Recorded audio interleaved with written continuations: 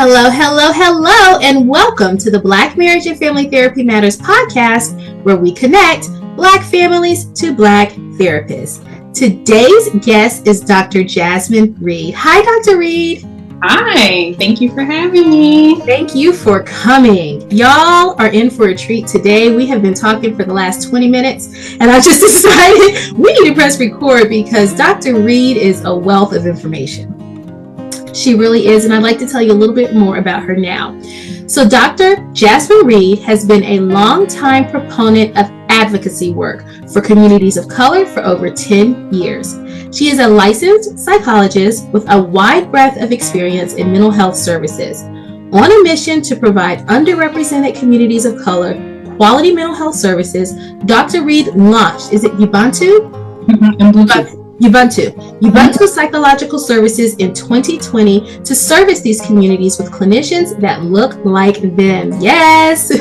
With a culture-first business model, Ubuntu Psychological Services provides a space for people of color to have their cultural nuances understood. The following year, she created Dr. J. Reed Wellness Connection. Dr. J. Reed Wellness Collection to help individuals get the most out of life by offering wellness coaching and mentorship sessions, especially business entrepreneurs. We need that. Awesome. She also offers a catalog of various products such as journals, weighted blankets, mugs, and more. Prior to launching Ubuntu Psychological Services, Dr. Reed had extensive experience working in government institutions as a mutual healthcare provider and advocate, assisting in her quest to aid the rehabilitation of offenders. That's helpful. Beyond her background in law enforcement psychology, Dr. Reed has worked with a variety of populations such as geriatrics, foster youth, couples, immigration, and chronic and severe mental health conditions.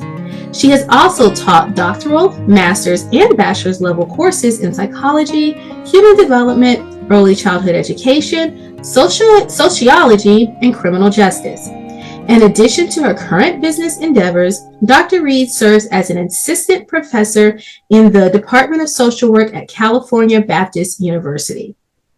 Dr. Reed provides educational instruction to students attending the Master of Social Work program, the Doctor of Social Work in Psychology, and Marriage and Family Therapy programs.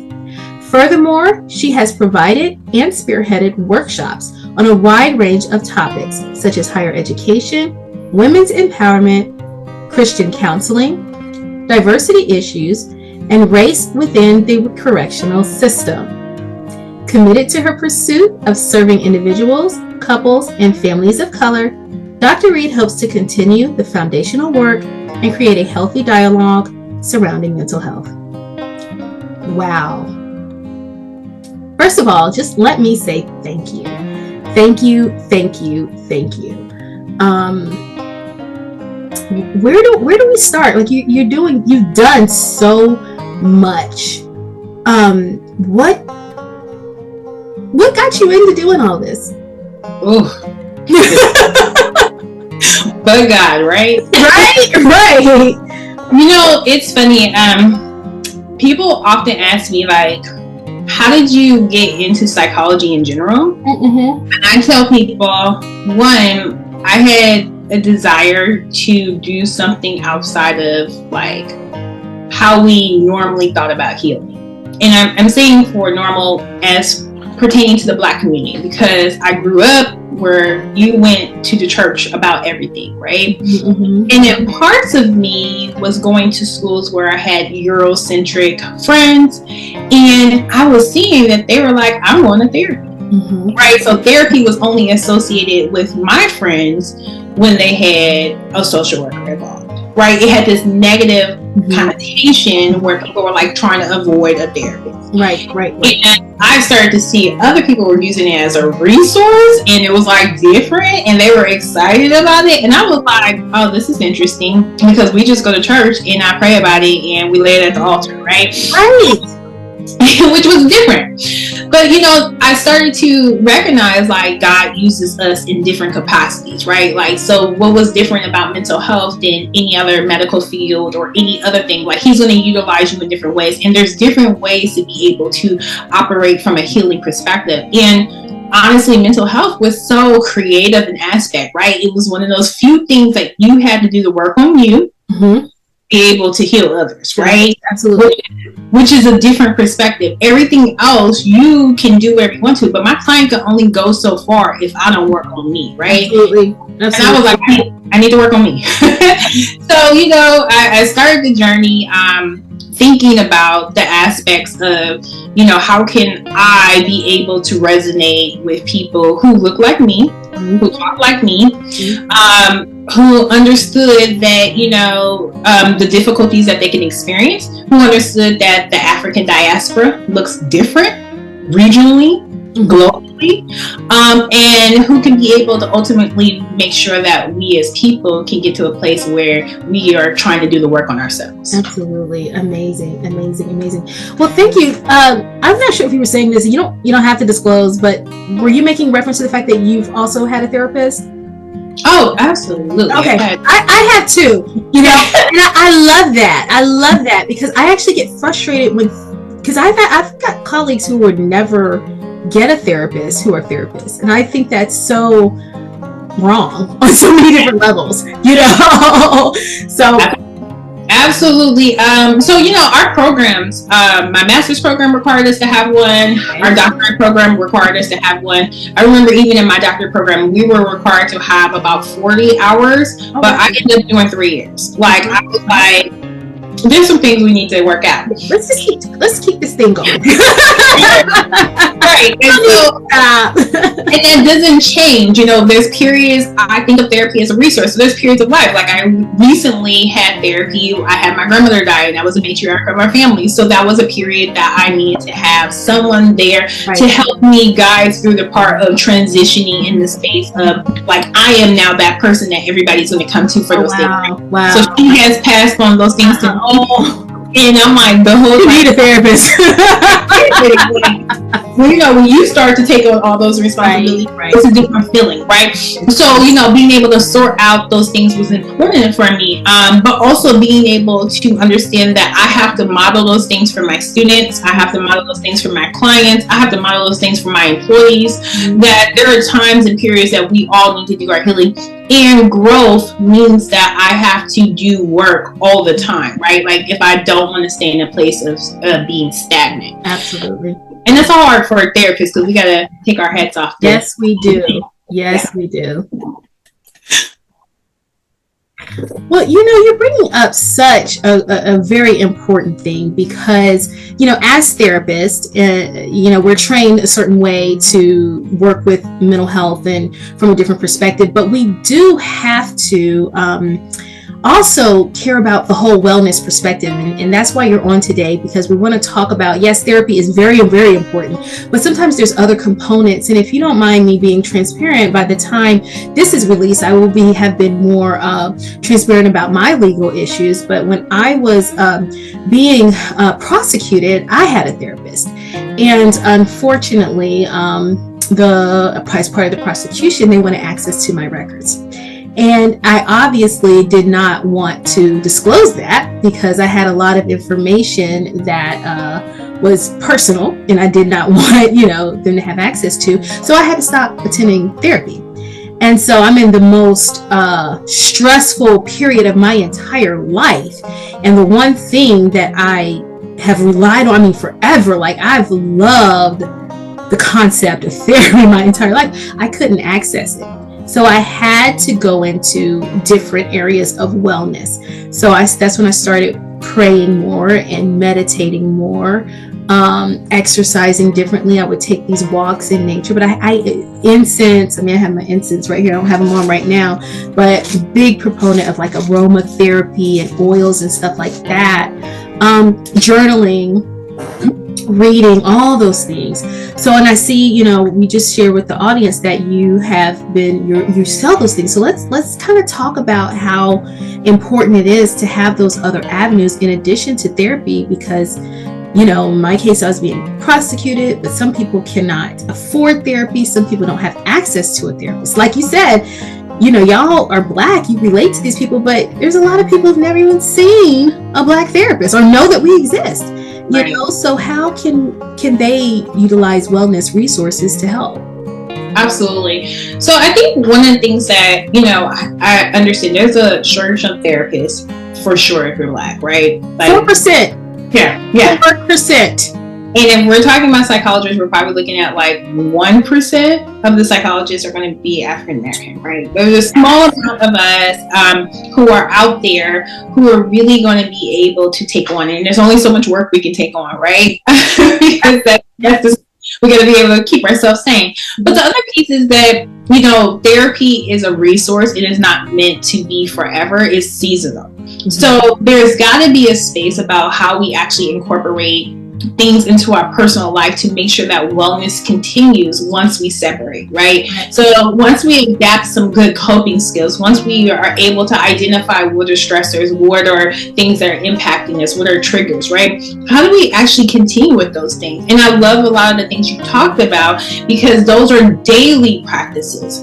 The difficulty around wellness is being consistent. Mm-hmm. And people right now, especially in this kind of like social media kind of perspective, we have difficulties with being consistent because we don't have the time, nor do we know how to kind of like schedule our space in that way to be able to make time for ourselves. Absolutely. Absolutely. And that's like, I'm glad you mentioned social media because back in the day it was, you know, okay, you had to work these long hours, you know, 2-3 jobs. I mean, that's how it was with my parents. So I never really got to see them, you know, doing a lot of self-care stuff because they were so busy trying to provide. But now this day and age, we have so many distractions. You know, we got to watch Netflix. We got to watch and see the latest TikTok challenge, you know, stuff like that. And by the time, you know, you ready to work on yourself, you go to sleep. You know? So you haven't had time to. So how, I mean, and let alone, you know, if working is a big deal and you have family and stuff, we still have those issues. Right. How can people find time to work on themselves? Because I grew up thinking that wasn't important. Right. As long as you have a family. Okay, go ahead. Sorry. No. I mean, I definitely think I grew up the same way, right? Like we were modeled for sure, like by grandparents, parents, you take care of all these other things, but you don't take care of yourself, especially as Black women, right? The whole thing about us being able to take care of everyone and then last, we served ourselves last, right?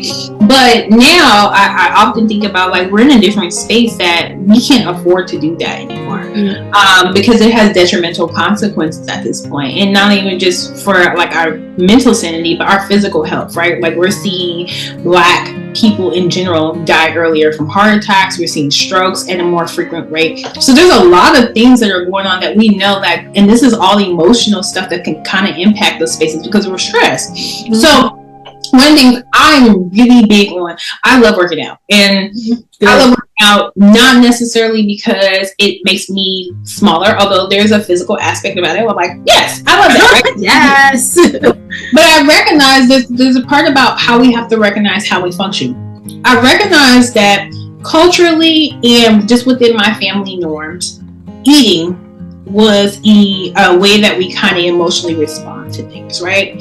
You eat when you're happy, you eat when you're sad, you eat, you know, when it's joyous, you eat when we're celebrating, you know, you eat for every depression, you eat for funerals, right? Mm-hmm. Like always like events are around food, right? Yes. And so one of the things that I recognized was like this is like so ingrained into the culture. I don't know how much of that I really want to change. However, I can make some slight changes in that. But the other piece is I can combat some of that with actually working out, right? And you still have to have good nutrition, but I can combat some of that. Well, guess what? I'm very busy. So what do I do for my schedule to be able to make that sense of it? That means I wake up earlier, right? Me too. That's what I was going to ask. Yeah. I wake up early. I wake up at 4 o'clock every day. Me too. Yeah. You're like the only people I know. People, you know, a lot of people I talk to, they're like, how do you do it? But I put myself first in the beginning part of the day to make sure I'm taken care of so that I can take care of the rest of the world. So 4:00 is my time. So I wake up 4:00. I have a trainer. I meet with my trainer. I go there. So I have from 4 to 7:30. That is me. And then when I get home, then I can take care of everybody else, right? Yes, so I make breakfast, now I can be able to cook this, maybe I can do this, I can answer all the emails. Those are all going to be there, right? So I'm very regimented with my time. And that means that sometimes I'm not going to everything. That means I'm scheduling out time for things. Like I have to schedule things out with my husband. Like we were very much like, hey, Fridays is our day, right? Like we hang out on Fridays because we're busy, right? But that means that there's a part about how we function, which means that we have to have a lot of resistance on being able to pretty much lean towards anything that might be a distraction. Right. And I think the hardest part is because there's so many distractions, you have to know what is your values at that moment and what's most important for you. What's most important for me at this moment is keeping my health and keeping my mindset correct, right? And anyone who's around me knows that, right? So I don't have time for the drama. I don't have time for a lot of the different things.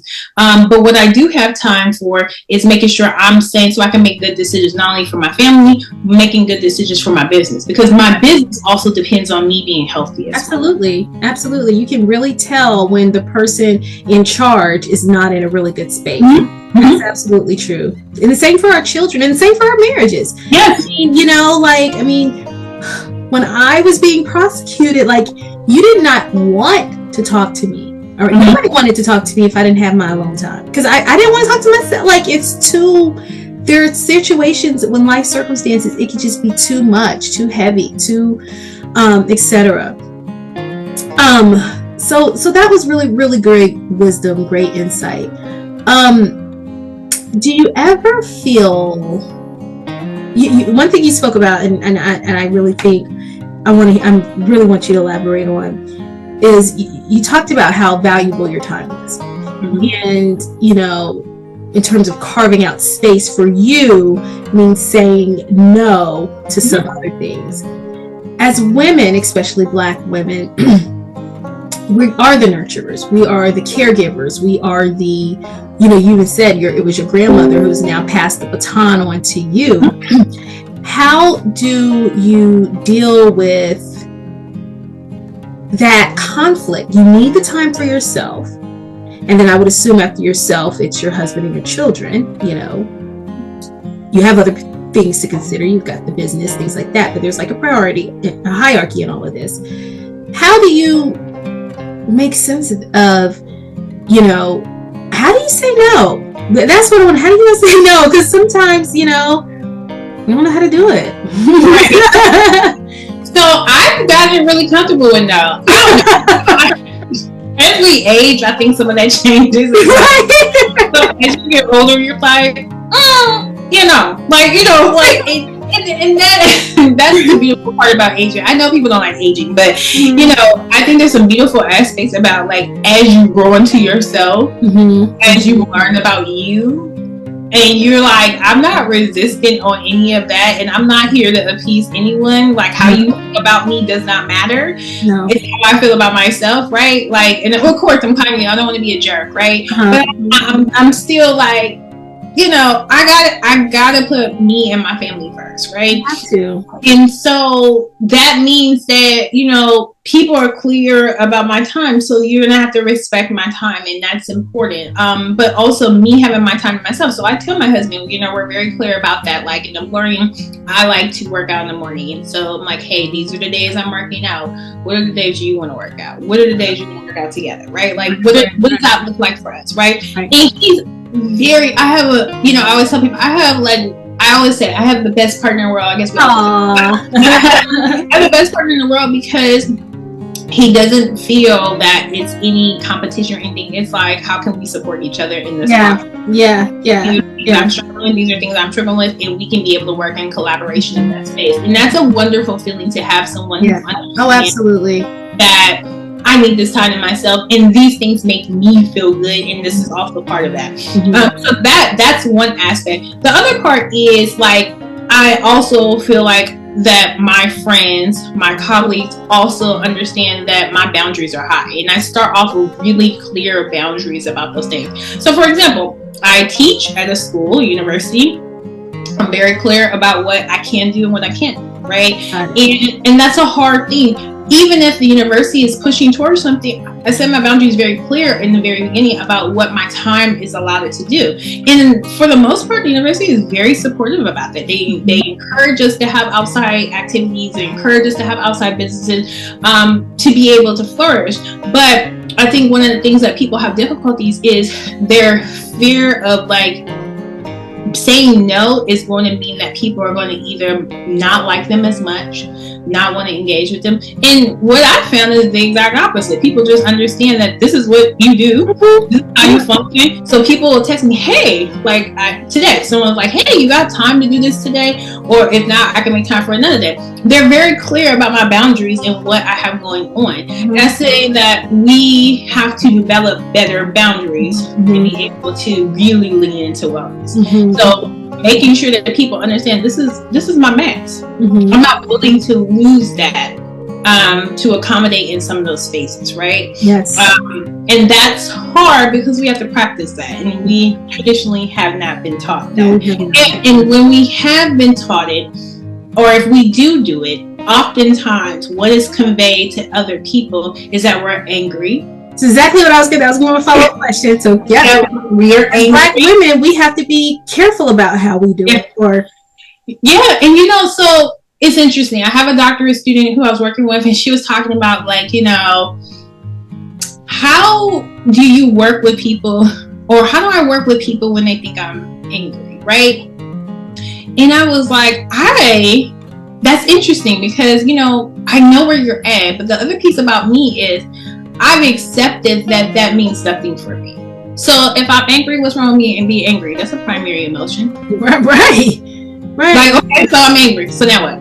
Like, I have not allowed people to put off certain things on me. And I think because the stigma is so heavy that so many of us are like, I'm just trying, right? I'm just trying to be able to be in these spaces. But then that means that we have to think about, is this space safe for me? And how do I move to a space that may be safer for me to actually be myself and authentically me, right?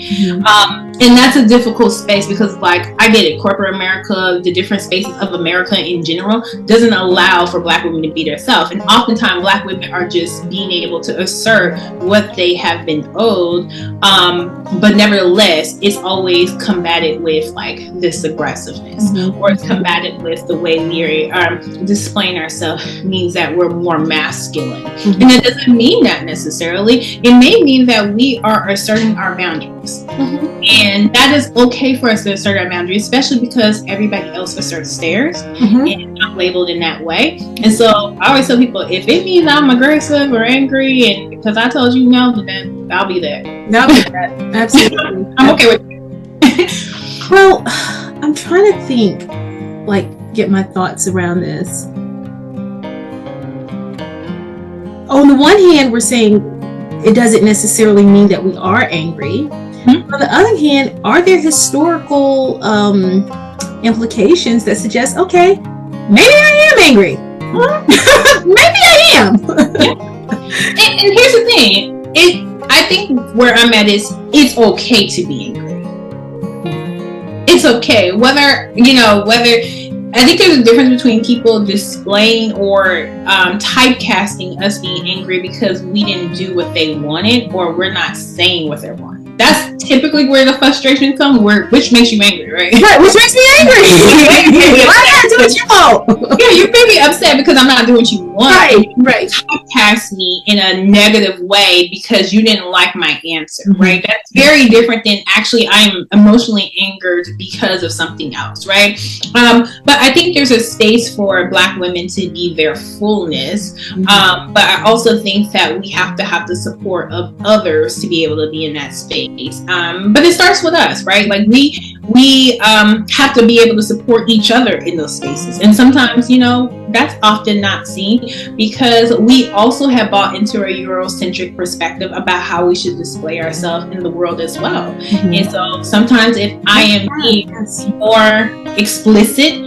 Another person may think that I am displaying myself in an angered way, and because they have indoctrinated themselves with this Eurocentric perspective, then for them that might be uncomfortable. Mm-hmm. So I think we have to learn how to be comfortable in the many ways about how we express ourselves, because we are colorful people. Mm-hmm. Absolutely. That's how we are. Yes, we are. Yes, we are. What do you wish Black families knew about wellness? One of the things I really would love for Black families to really, really lean into is understanding that your journey in wellness is not going to be linear.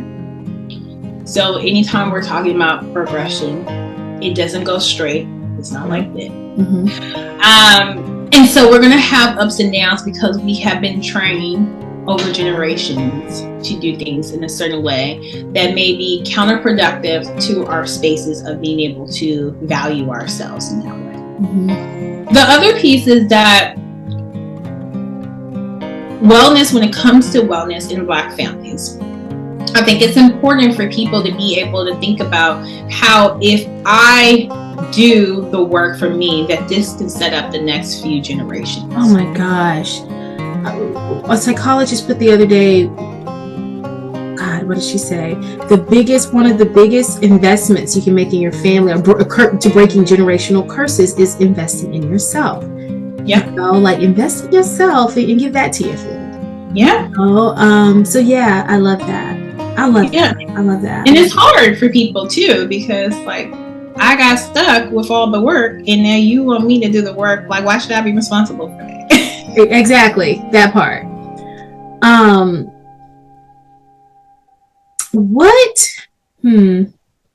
So let me piggyback off of that. Where do you see Black families struggling the most with wellness? Like, why is it so hard?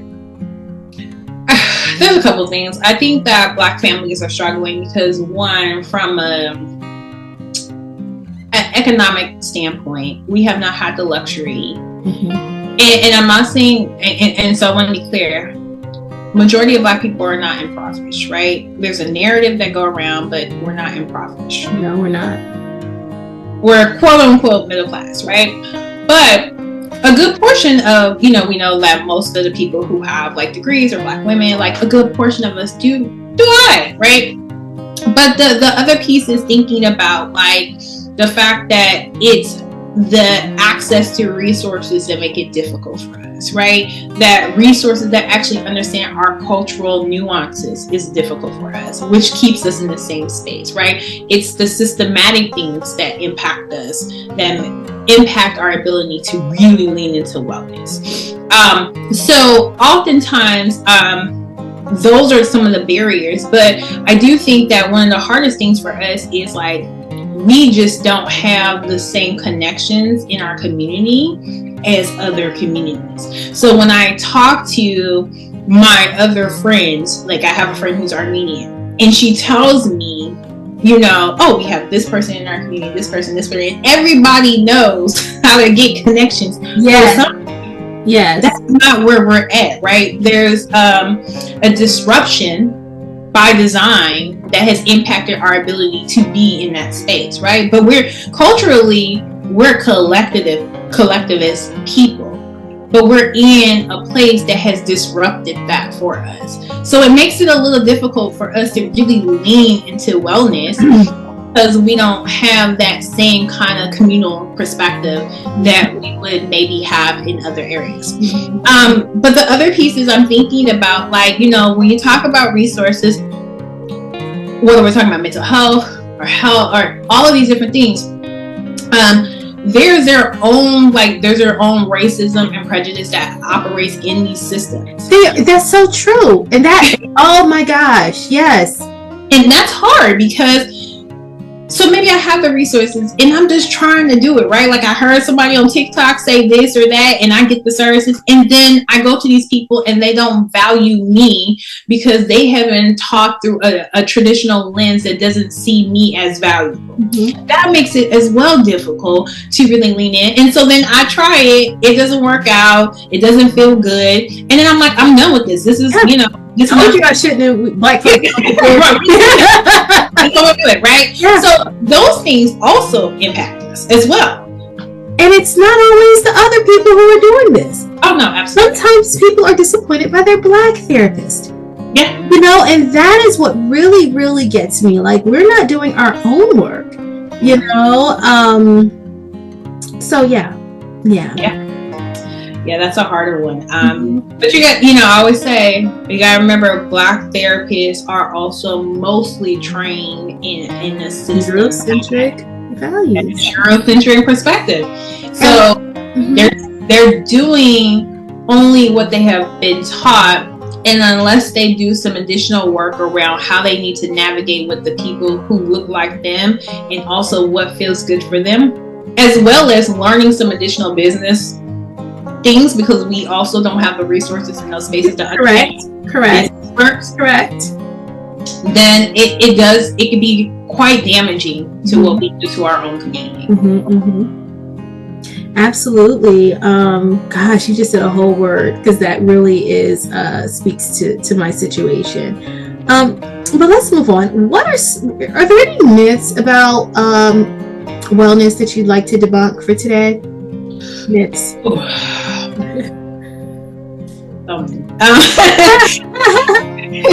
I'm trying to think. I think one of the things I would think is that, you know, that when we talk about wellness, that this is going to be a one size fit all.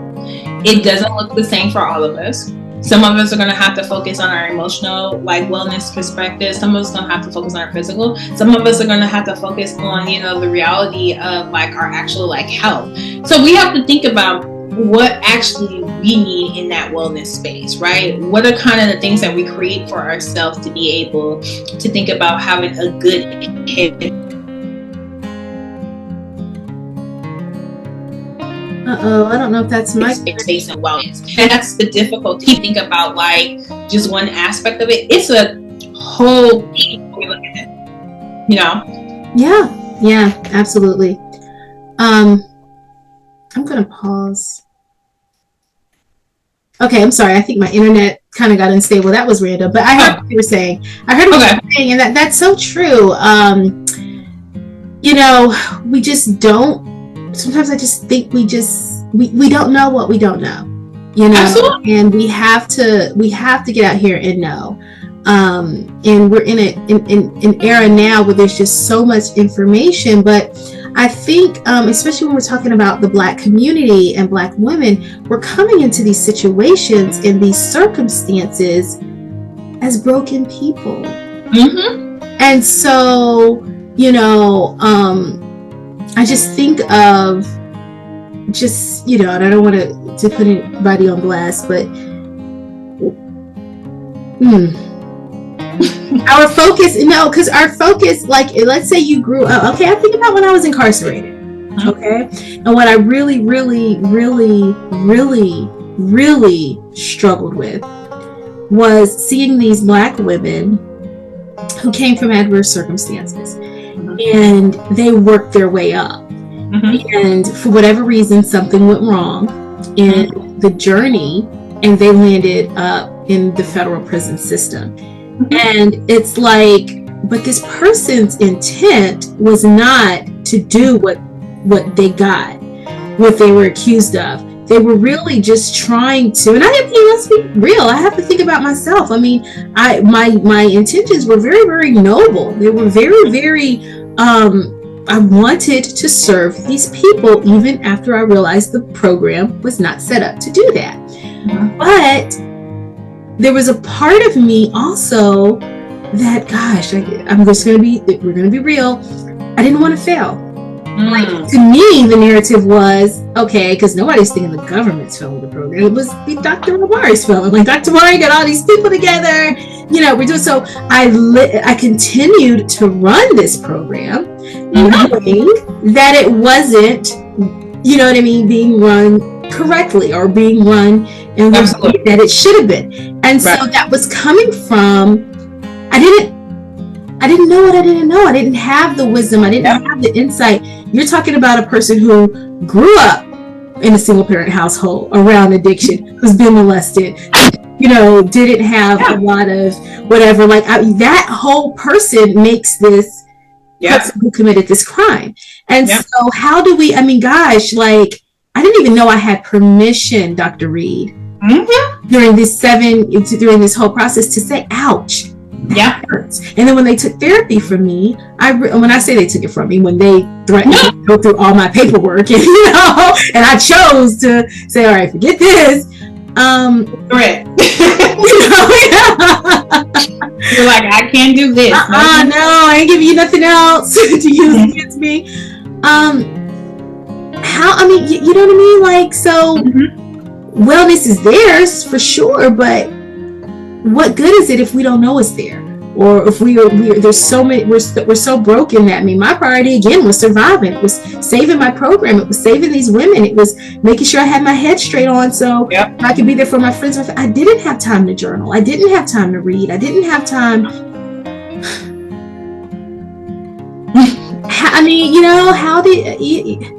It's one thing.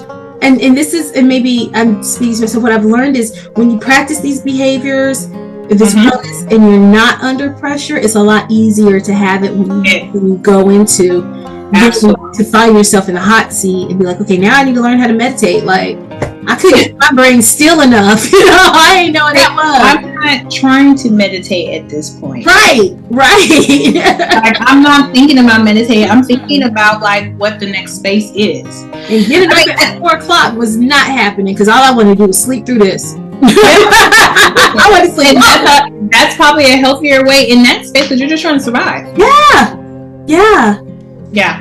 So, the hard part, I think. Sorry, I'm plugging this up. Go ahead. The hard part is, I think that one of the things that we have to recognize is that oftentimes we are working where you're is it stopping? I don't know why it's doing that. It never does this. It's good now. Okay. Let's continue. I'm sorry. No worries. But we kind of work from the back end, meaning that a lot of times we are working from this perspective where we're working on the end result. We don't do a lot of preventative work because we don't have space to think about that, right? And again, this is where the generational stoppers can happen. It takes a lot of work to really be able to think about what are the things that I face as a Black woman, as a Black man in a society that I would want my future children to be able to develop and to be able to grow in. I love watching videos, Instagram, TikTok of the parents who are teaching their children yoga. Oh, yes. Teaching them to center themselves and to learn to have some emotional control, because I'm that's going to be foundational when they come into this toxic world and have to deal with it. This I've been waiting to get, and you're touching on it right now. Our culture as Black people, and I'm talking about our roots, we're some of the most creative people to walk the face of the earth. We, arts, dance, music, culture, that's us. We dominate sports. But this Eurocentric mindset that tells us that things have to be a certain way, I think has caused us not to trust our natural artistic and creative ambitions. How can we kind of tap back into that for the purposes of achieving greater wellness? That's a hard one. And I'm going to tell you why that's so hard. I don't think it's impossible. I think I'm constantly working on decolonizing myself, right? Because decolonizing ourselves is a process, especially when we live in a Eurocentric world. Again, no matter how much work I do on myself, I know there are realms about how I need to operate and function which makes it difficult, right? So like, and so how do I actually shift in those spaces is going to be different, right? So there's little things that I can do to be able to control my environment about how safe I feel, right? But I think one of the things that we have to be able to tap in is, one, recognizing where our behaviors come and the root of them. Like, how do they organically start, right? So when we talk about, like, even I'm thinking about, like, when did we get to the point where we started to sexualize Black women's bodies, right? Because in a lot of the African diaspora cultures, yes, Black women may dance, quote unquote. Like, I'm like, they're not twerking, they're doing more like dancing, but it looks like twerking, right?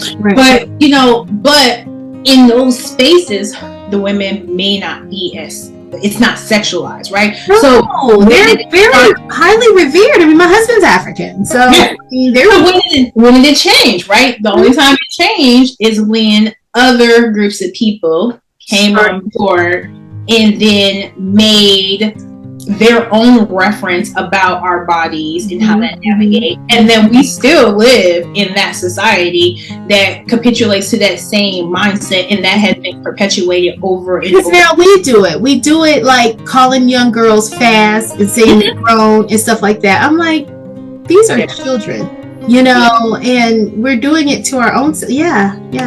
That's it's probably that's a good point. I am so glad to hear that, because I'm not trying to be funny, but when we do go to Africa, I do notice that the women, they have really big butts. Like, you know what I mean? Like, that's just part of it. So when you take them, bring them here, where white women don't tend to have as big of butts. I mean, I'm not trying to be racist. I'm just saying.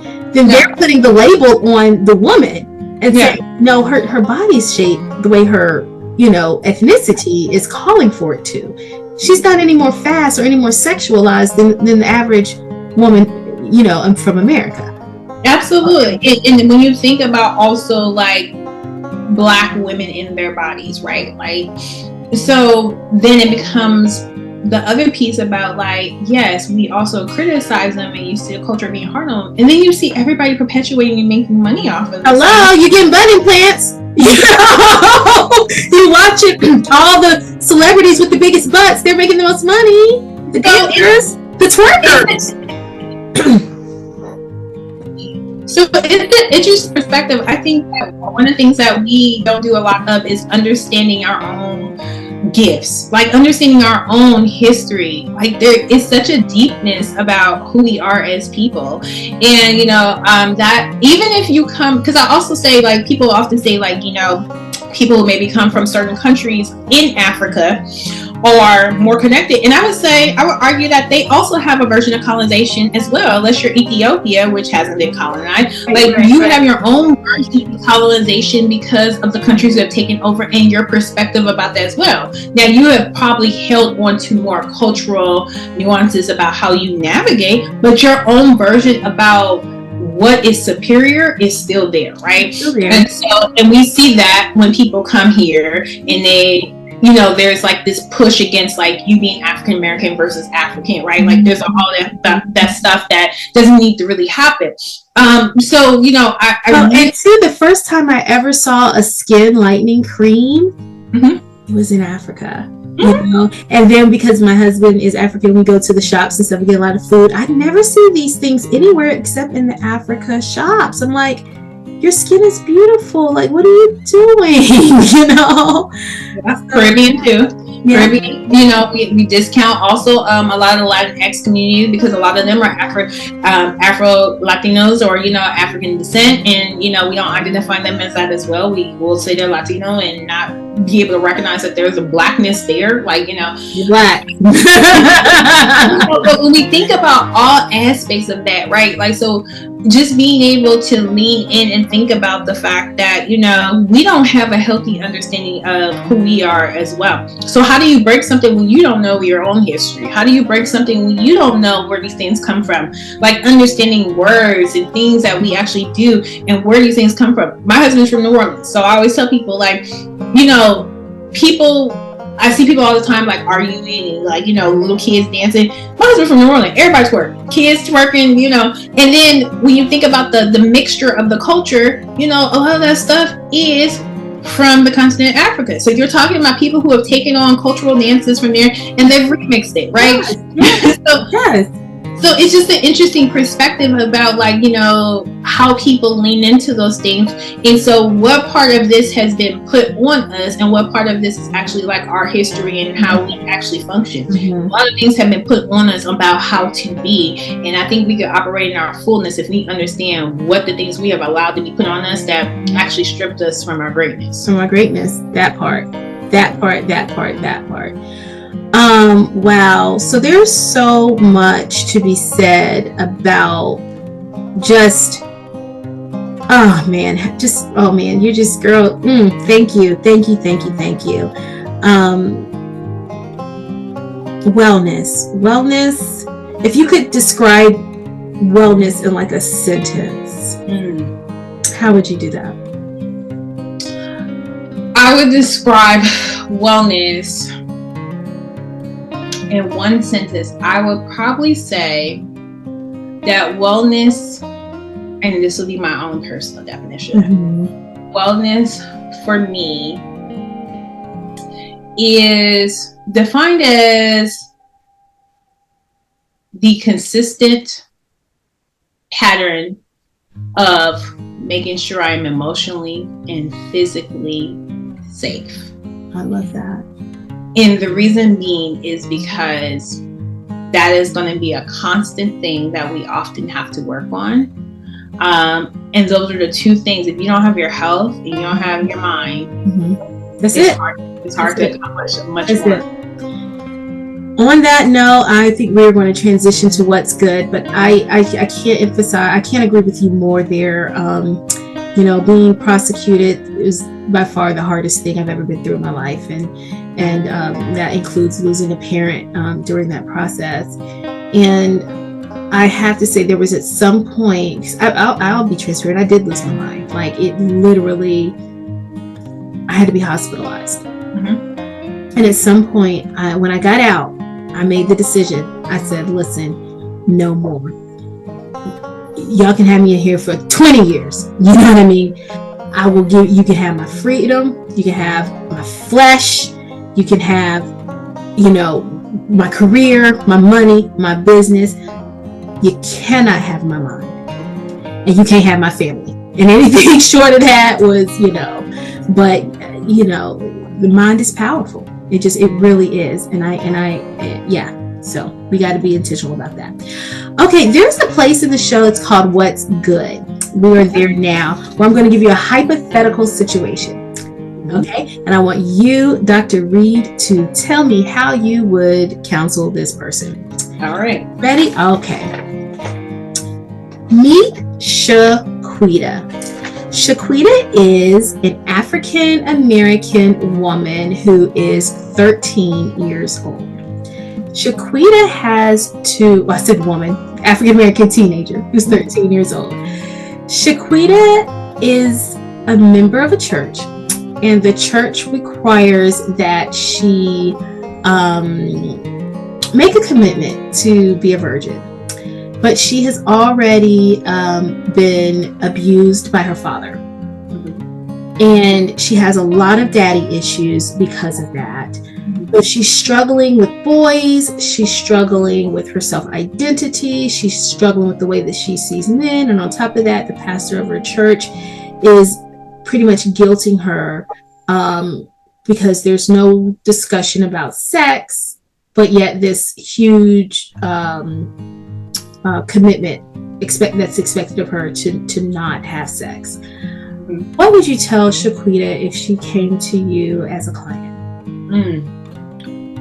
The first part is, I'm going to go to Shaquita mama. That part. And the reason, so one of the difficult things about working with children is that, oftentimes you got to work with the parent. Yeah. Much more than working with children. But I'm going to go with Shaquita's mom first before I even tackle Shaquita, because I want Shaquita's mom to understand the barriers and what this church dynamic is setting people up for, right? I go to church, I'm active, part of a Christian university, but I'm also very realistic about what when people have been abused and had trauma, and how that can impact the person, and the shame and guilt that's already brought onto them. And if this is a good fit for this child to be in a space where these opportunities of shame and guilt, etc., other emotions, depression, etc., are going to come up because there is an expectation and put on the child, and they have been put in situations where they did not have the opportunity to say no, right? Like they were like, these things were impacting them in that space.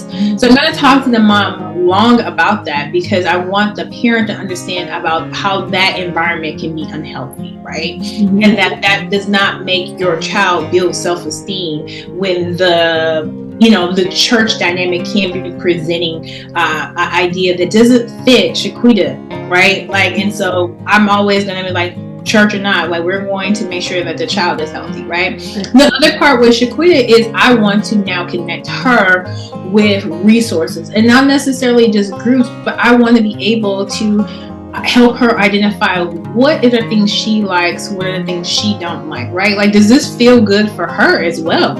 I would imagine it doesn't. And I want to have a space and provide a space for her to be able to talk about why that doesn't feel good for her. What are the things that come up for her, the shame, the guilt, the ideas of feeling like a failure, right? Like, that's a heavy burden to hold for a 13-year-old child who didn't have, again, the decisions to make around these things that have happened to her. She was put into this situation, but she is not of her situation. Correct. The other piece is being able to highlight, how can we be able to build Shaquita's self-esteem around these things, right? What are the empowering things that we need to be able to incorporate as a culture for Shaquita to see herself in a different light? And so that means being able to connect with other organizations, other people, not necessarily around the abuse, although that could be nice if she wants to do that, but being able to connect her with other places about how she can improve her own wellness, right? So now we're talking about wellness at a very early age, which is great, because we want to incorporate these things. So I want to incorporate journaling for Shaquita. I want her to be able to tell me about some of the songs she's listening to. Music is big for kids at that age, so I want to hear that. Yes. I'm a music person, like I do EMDR therapy, and so oftentimes when I'm teaching people tapping, I use Sweetie Tap In. You use what?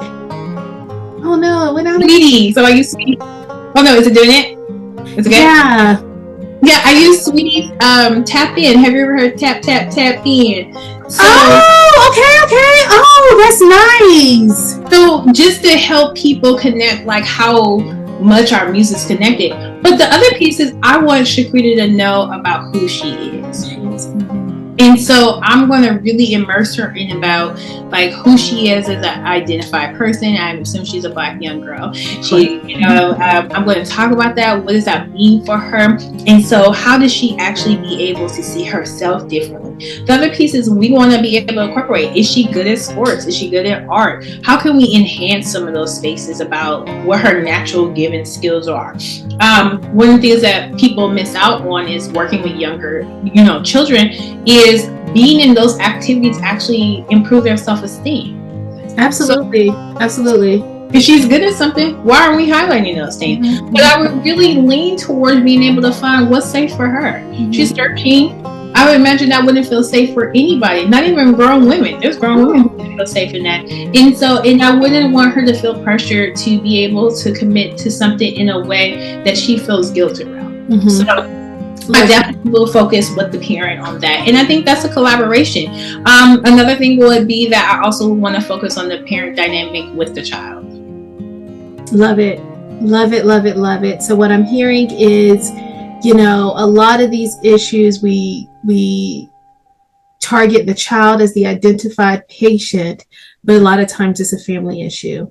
Absolutely. And it starts, and I can't imagine what my life would have been like if I would have seen wellness modeled by the people that were raising me, and I'm not judging, because I don't, my mom, yoga, my mom was trying to keep food on the table. What you mean? I gotta work, we don't have time for that. Yes. You know, the funny part is, I remember one time in grad school, I was sitting at the beach just watching people watching. I like people watching. Me too. I love it. And I was sitting at the beach and I was watching all these people like during the day, just walking, kids, walk midday. Like, this is wellness. Like, this is total freedom, right? I think about like wellness as a piece of freedom. And I think ultimately we're all looking for a way to be free. And if that means that those are spaces that I need to be able to improve in so I can feel free, then that's what I'm going to do. That's what I'm going to do. I love it. I love it. Wow, Dr. Reed. Well, this has been amazing. I typically ask these questions right before I do what's good, but what are just for someone who's like really, strapped for resources, strapped for time, whatever, what is just preferably 3, but what are 1 or 2 things that they could just do to incorporate wellness into their hectic routine? I'm going to say, look at your time. Schedule some time, whether it's a couple of times a week, 2 or 3, right? It doesn't have to be a whole ordeal. That means taking a 30-minute walk and lunch. This doesn't have to be something big. You don't have to do the whole 2.5 hour. Incorporate little pieces of time to yourself. So that could mean like sitting in the car, just listening to a podcast. That could mean like, being able to have an audio book. Very little things you can be able to incorporate to be able to change your dynamic about what feels relaxing for you. 2, I would say that the smaller things are going to be like, being able to do a simple bed routine. I have a full bed routine for me to be able to rest well, because one of the things I recognize is people don't have good rest, right? So what are you doing to actually get yourself to sleep? Oftentimes people don't have a schedule on that. So what does that look like for yourself? As soon as I hit the bed, I'm asleep. Right. Like within 5 minutes, like people know this. Like you're talking to me in the bed, I'm like, but what does that look like for you? So maybe it means like taking a bath. It's very, very easy. Having a bubble bath, putting some Epsom salt, like the old school, putting some, lavender, oils, those kind of things to be able to relax your body. Being able to turn off your phone, your TV, not going to sleep with those things. Having a scheduled time to be able to feel replenished. Those are very, very simple things you can do. If you like to do journaling right before you go to bed to kind of reflect on and not have all that stuff here, but it's on paper, I would always encourage people to do that, because a lot of times some of us keep all here and then at night you can't sleep. Get it out on paper so you can be able to have a restful night. Being able to think about listening to some music. Do you need white noise stuff? Little things. Little things can incorporate and change. I think people think, you need a gym membership or you have to afford a spa or massage, but you're saying you can just little things. Your sleep is one of the biggest things that people have difficulties with. And if you can get yourself on a sleep schedule, those are probably going to be the most powerful things you can do for yourself to be able to have some control over how you actually feel. Those have like the back and forth sleep schedule. Like it's everybody 8 to 9 o'clock I'm asleep. Between that time period, like my phone goes on silent around a certain time, so my phone usually goes on silent around 7. So I don't accept calls after that. But I try to be really mindful about those things. Yeah, love it. And there's something I'm thinking. I don't know if it's a problem, so I'll speak for myself. I will speak for myself. I told you I do get up at 4 o'clock in the morning.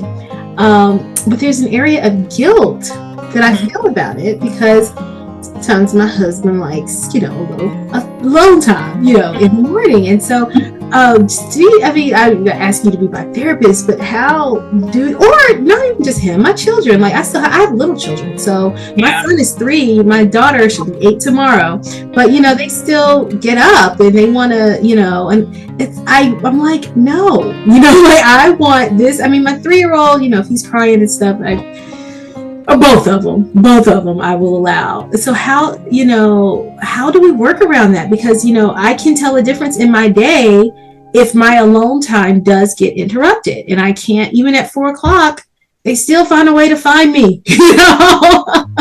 Absolutely. And well, my thought process always around is it's also like, can we start to train them to also have their own alone time? I love that. I love that. And they also will need to know how to stabilize their self. So can we incorporate them in some of those spaces? If we're doing something where we're just like meditating, or we're being able to practice some yoga, those are really good things to kind of do with kids, because kids oftentimes don't want to want to do those, but we're teaching them some of the skills. Like, parents always say, do as I say, not as I do, but we do as they do, right? Yeah, absolutely. So being able to train them about, like, do you need alone time? Do you need some time to yourself? Especially when they're having outbursts and stuff like that. So it gets them in the habit of understanding about why it's important for you to have it. If they don't understand that, especially, and so I would always incorporate it when they're having outbursts, right? Because I'd be like, oh, you might need some alone time, right? Like, you're having some difficulties regulating your emotions, and so let's just take some time to breathe and be able to do that. And then also we can explain that I need some time, alone time. Remember when you had that? Like, I need that too, right? So, like, what are some of the things you can do? Now, the 3-year-old, they're gonna have a little bit less limited things. Like, maybe they're watching TV if you give them that, or tablets, or whatever the case is. I try to, I know people try to refrain from that because it's a lot. But how can we be able to incorporate some of those things? So maybe you're eating your breakfast. Let me have that time, okay? Yes. And it takes time. So I understand. Like, as a parent, and I think a lot of it is what we're talking about now. Like, the whole time is I haven't been taught that that's okay, so I feel guilty. I think if I said it more assertively, like you, like, no, like you said earlier, I think I would, it would be easier. And then, like, it's hard. We want to teach them, but I want to break the cycle. I want them to see how important it is to take care of yourself, because, like you said, when they get into this world, they're going to need to know how to self-soothe, So, All right. Well, Dr. Reed, we are going to be wrapping up. You have been a pleasure, and I know that our guests are going to want to find you. So when we get someone looking for either your counseling or your coaching services, how can they get in touch with you? They can always contact me on Instagram, Facebook. My personal is Dr. J. Reed, Instagram and Facebook. For our psychological services at Ubuntu Psychological Services, we're at Ubuntu Psych on Instagram or Facebook, and our website is www.ubuntuspsych.com. Love it, love it, love it. Please make sure that you send me the links to all of that, and I'll put in the show notes so our guests can just click it and we'll go from there. All right, it has been a pleasure. You are so insightful and wise, and I've enjoyed interviewing you today. I really have, and I've learned a lot, and I know our audience has as well. All right, thank you so much. All right, everyone, that includes our interview for today. Thank you, Dr. Reed, for coming, and I wish you much success. Thank you. I appreciate you. All right, peace and blessings, Dr. O. Thank you for listening to this episode of the Black Marriage and Family Therapy Matters podcast, where we connect Black families to Black therapists. Since you've listened all the way through, come on in and join the family. If you haven't done so yet, please join our free community where we offer weekly trainings and monthly giveaways. We can be found on Facebook under the Black Marriage and Families Matter Facebook group. And since you're serious about joining our family, we also invite you to join our All In campaign, which signifies your commitment to go all in, not only for yourself, but in helping us reach more people by downloading this podcast wherever you are listening to it, leaving us a review, and subscribing to our YouTube channel. This really helps us reach more people and change more lives. After all, Dr. Martin Luther King once said, we can all get more done together than we can apart. With that said, I want to encourage you to share this episode with just 3 other people who you think might also benefit from our community and what we are offering, with the hopes that all of you can join our All In campaign. When you're done, simply click the link All In Campaign in the bio and receive a free copy of my course entitled Goodbye Toxicity, which is valued at $297. This course will help you to work through some of the difficult experiences that arise in most of our relationships, and it's completely free to you with your commitment to join our All In campaign. We look forward to connecting with you every Monday and Wednesday. Thanks for listening.